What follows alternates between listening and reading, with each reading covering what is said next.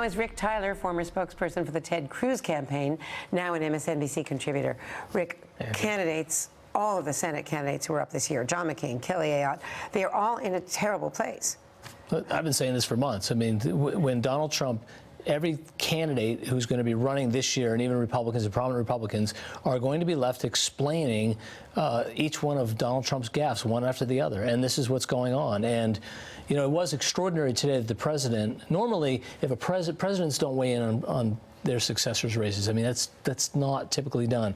For the president to take time out of his press conference with the Singapore Prime Minister to tell the American public that he is unfit to be president, that's an extraordinary statement. Now, normally that would seem sort of outrageous, but Donald Trump has left himself open to this very kind of criticism, and the president had it out. He was able to say, this is not just my opinion, this is the opinion of prominent Republican leaders, some of who have not endorsed Donald Trump, who are left not explaining his daily utterances, and then the others who have endorsed Donald Trump.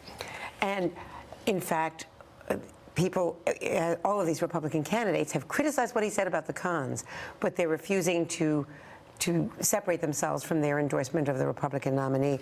One other point, we played the sound of the man who said he was giving him his Purple Heart today.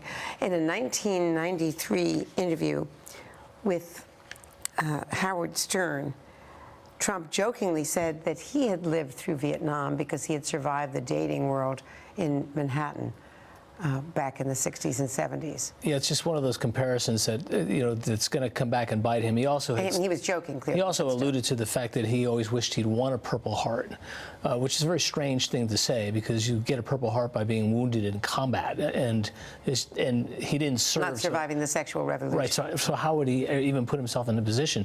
But as these things, you know, we can sort of say, look, things happened in the past and they're joking now, but this is ongoing. He is a candidate. He is the standard bearer now for the Republican Party, and he is part of the standard bearer and the leader of the Republican Party. It is his job to unify the party, yet the party seems to be getting more and more divided, and in particular when you have the Speaker of the House and the Senate Majority Leader who have to distance themselves from their candidate. And Trump tweeted a shout-out for Paul Ryan's opponent in next week's Wisconsin primary and is giving a rally in Wisconsin. So here Paul Ryan is trying desperately not to disavow Trump, and he's shouting out for his opponent. And Paul Ryan is going to win. He's going to be Speaker. The point is, when we elect Republicans, right? So a lot of conservatives like me would say, when we elect Republicans to the House, what do we get? And my answer was nothing. When we got the Senate, what do we get? And now we get the president who doesn't want to work with the Speaker. What is the chance of a legislative strategy or a conservative legislative agenda